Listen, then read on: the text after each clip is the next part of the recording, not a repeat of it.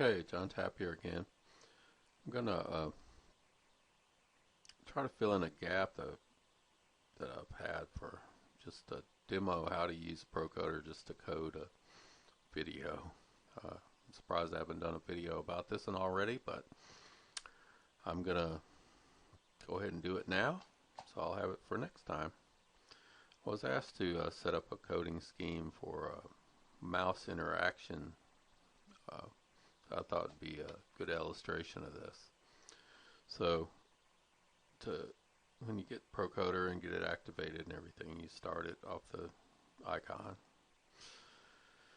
And then it's good to make a folder for your code files and your data.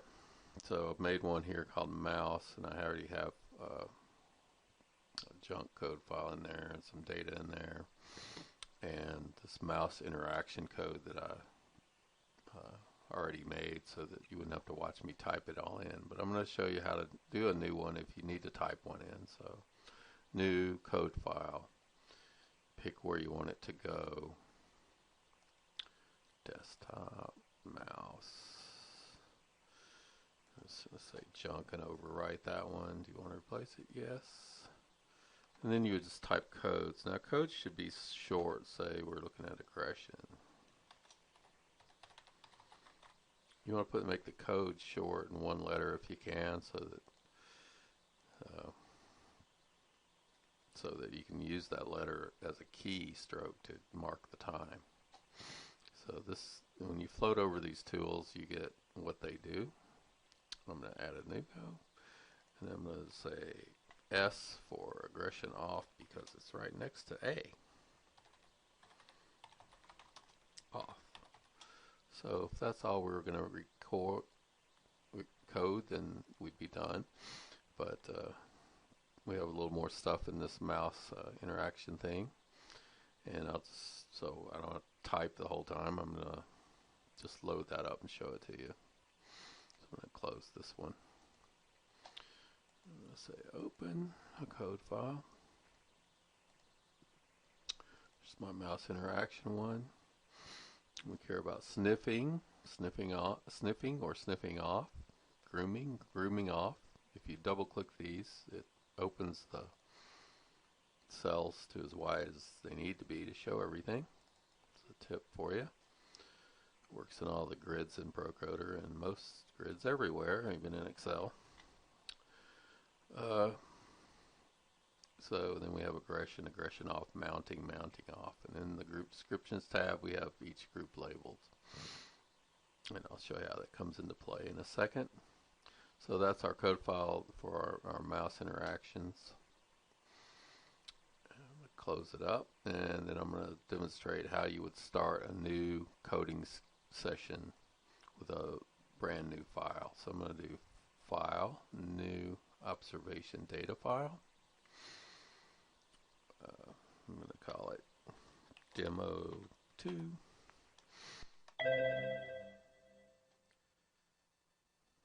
Hold on a second. I'm going to get this phone call, and I'll be right back. I'm going to pause. Okay, so I just did new observation data file, and this is the screen that you get, the data file. And there's a file info area where you can fill in things about the session. Whatever you would like to keep for your own records. Most of this isn't used by the system besides just storing it. The key things that can be used by the system, and especially mooses, are the start time, end time can be used by mooses to delineate a session. Some of the other fields can be put in the header if you want to label rows of data output. That's kind of beyond the scope of this video, but it's there just to fill out. And the other two key things that you need are what media file are we coding and what code file we're going to use to code it with. So I'm going to browse and pick that code file that we made, that we looked at. Open.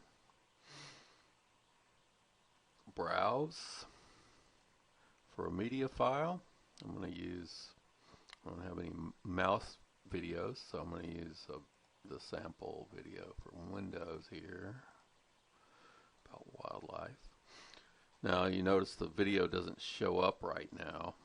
There's really three windows involved with Procoder: the data window, the video window, and the main window that controls everything.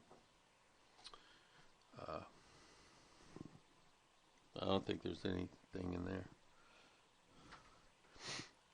If you want the media to show up after you pick one like this, you can just hit this media button and it'll show up over here. But once I've picked those and linked them to this data file, the data part will be set with the code group names up on the top in the time. So you have a sheet of data that you can, where your actual coding is going to go. And the code file tells it how to label the columns. Again, we can look at that by just going to show loaded code file. And normally the code file stays back hidden so that we don't have too many windows, but the group descriptions tell it what to put here on the columns. So I'm going to get that out of the way. So the other thing I was going to talk about here is the quick key coding. Let me just to illustrate, save this, close it, close up Procoder, open the mouse thing again, and open this demo too. Okay, so you can see it opened back the way it was. We still have this. So we want to make sure that the quick keys are turned on in the options, because we're going to do use the first key letters of the codes to code with, make it a little simpler. Options, and then look at data options. This, by the way, you can control the replay, and right now it's set to play 3 seconds before and after when you hit the replay key here. 3 seconds before and after the row you're on. I'll show you that in a second. But in the data options, you want to set it to pick list of code descriptions, so you get the descriptions there, and enable quick keys and change the group to any, and then say OK to change those options. Okay, so you can control the video by these keys here, and that way you can get it to where you can use just the keyboard to code with. So play is Control D, stop is Control F. So it's playing now.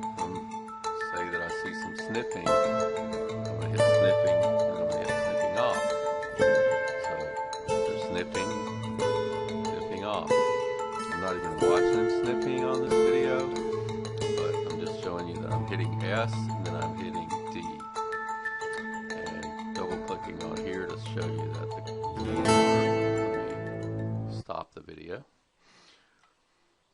The other thing you want to do in a coding scheme like this is cover the whole time with something. And the way I did this, we don't have anything from 0 to 4 seconds.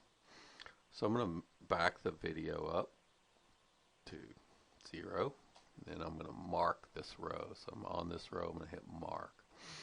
And then I'm going to say sniffing off, grooming off. And it's just picking from the drop down. It's aggression off, mounting off. Okay, so we have some sniffing, and we have sniffing off, sniffing off, sniffing off. Okay, so let's say I used A and Z for aggression on and off. So let's say I'm gonna play again. Code some aggression. See some aggression. Turn it off. See some aggression. Turn it off. Aggression off. And stop the video.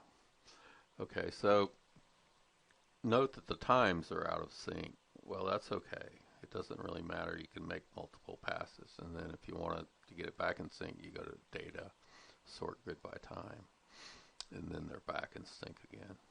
Now, mooses wouldn't care if you sorted because it would sort when it reads, but the point is you can code without, you can make several passes on a video and not really have to care too much about the time. Now, you don't want to record the same bout of sniffing twice, but you should see that fairly quick if you sort back by time. So now we have some aggression coded, we have grooming off the whole time, mounting off the whole time, some sniffing coded. Some pitfalls are the video isn't very compatible, or there's a codec issue with it. And that happens. So to check that kind of thing, I recommend doing some seeking. Like, I want to make sure that this goes to 292 when I pick seek. And it does within reason. Frames are not hundreds of seconds, so there's going to be a little bit of slop in that. 427, let's seek that, and it goes there. So this video is working really well. And let's do a replay. This should go from 4 to roughly 10 if I do a replay there, because it's 3 seconds before and after. So I'm going to do a replay on this 7.44 line. It started at 4 something like it's supposed to, and it says it should stop at 10:44, which is perfect. So that's the kind of thing you want to do to make sure your videos are right before you jump into this. And this is pretty much all I want to cover. If I close this, close Procoder, open it up again, it's all still there, the times are still there, and you can just start coding again. So mooses can figure out the durations and frequencies of these bouts, and that's covered in other videos. So that's the end of this one. I'll see you in the next video.